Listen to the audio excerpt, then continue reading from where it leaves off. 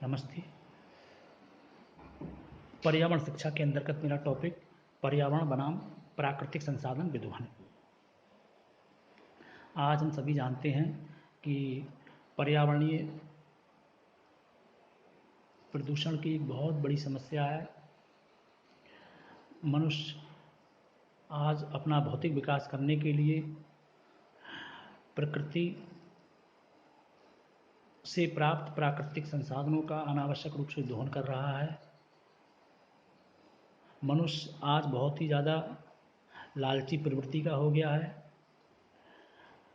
अपना विकास करने के लिए वो नए नए भवनों का निर्माण कर रहा है, नई नई सड़कें का जाल बिछा रहा है, नई नई फैक्ट्रियाँ लगा रहा है, जिससे फैक्ट्री से विभिन्न प्रकार का एक तो वायु प्रदूषण हो रहा है, जिससे सल्फर, कार्बन मोनोऑक्साइड, लेड जैसी विषैली गैसें निकल रही हैं तथा फैक्ट्री से इसके अलावा प्रदूषित जल निकल रहा है, जो गंगा जैसी या और जो स्वच्छ नदियों के पानी में जब ये दूषित जल मिलता है तो उस जल में रहने वाले जलीय जीव की मौत हो जाती है और उनमें तरह तरह की बीमारियां पैदा हो जाती हैं।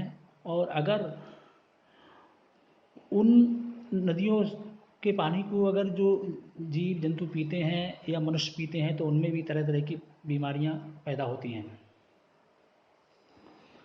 फैक्ट्रियों से जो गंदा विषैला जो लेड युक्त जो धुआं निकलता है, सल्फर युक्त जो धुआं निकलता है, वो पौधों के लिए और मनुष्य में श्वास संबंधी रोगों को जन्म देता है, जिससे कैंसर, अस्थमा, दमा जैसे मनुष्य में रोग हो जाते हैं और पेड़ पौधों की वृद्धि भी रुक जाती है।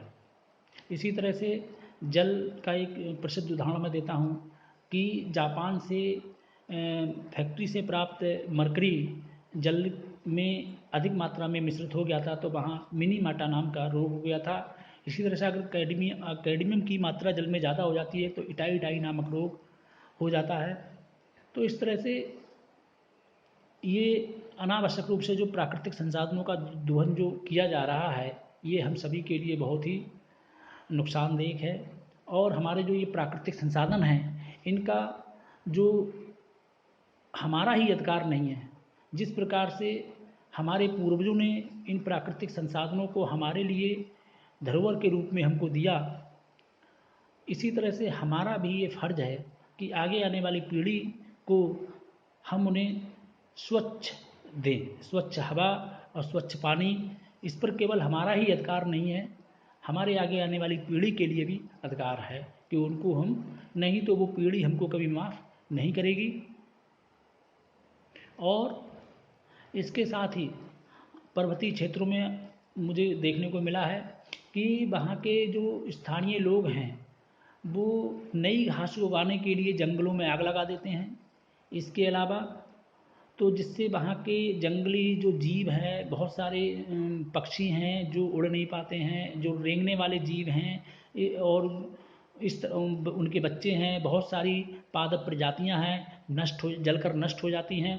अभी आपने देखा होगा कि अमेज़न के जंगलों में जो है बहुत विकराल रूप से आग लग गई थी, जिसके कारण वहाँ के भवन, वहाँ के जो हैं जंगली जीव, बहुत सारी प्रजातियां नष्ट हो गई थीं और वहाँ की सरकार ने बड़े अथक प्रयासों से सेना की मदद से उस आग को बुझाया था और वो आग कई महीनों तक चलती रही। तो समय समय पर आपने देखा होगा कि इस तरह से वहाँ के स्थानीय लोग जो अपनी नई घास को उगाने के लिए इस तरह से जंगलों में जो आग देते हैं, वो बहुत ही नुकसानदायक है, जिससे पूरा पर्यावरण प्रदूषित हो जाता है। इसके साथ ही एक ताज़ा उदाहरण मैं मेट्रोपॉलिस सिटी दिल्ली का देना चाहूँगा कि दिल्ली में इस समय सांस लेना भी दुर्भर हो जाता है। तो वहाँ के सीएम माननीय श्री अरविंद केजरीवाल जी का बड़ा ही सराहनीय कदम है, जिन्होंने ऑड इवन नियम लागू करके और वहाँ के प्रदूषण के स्तर में काफ़ी कमी देखने को मिली है, जिससे कि वहाँ का जीवन अब थोड़ा ठीक से वहाँ के लोग सांस ले पा रहे हैं। तो हम सभी का ये फर्ज है कि हम जो प्राकृतिक संसाधन हैं उनका सीमित सस्टेनेबल ढंग से उनका उपयोग करें। अगर हमने ऐसा नहीं किया तो इस पृथ्वी ग्रह पर ही केवल जीवन संभव है, इसके अलावा किसी और दूसरे ग्रह पर जीवन संभव नहीं है, क्योंकि मनुष्य के साथ साथ सभी जीवों को जीने के लिए स्वच्छ हवा और स्वच्छ पानी की आवश्यकता होती है। बिना स्वच्छ हवा के प्राण वायु ऑक्सीजन के अलावा जीवन संभव नहीं है। इसके अलावा अभी जब 1840 में जो आंकड़े बताते हैं कि हमारी जो पृथ्वी का जो भूपटल है उस पर 60% जो है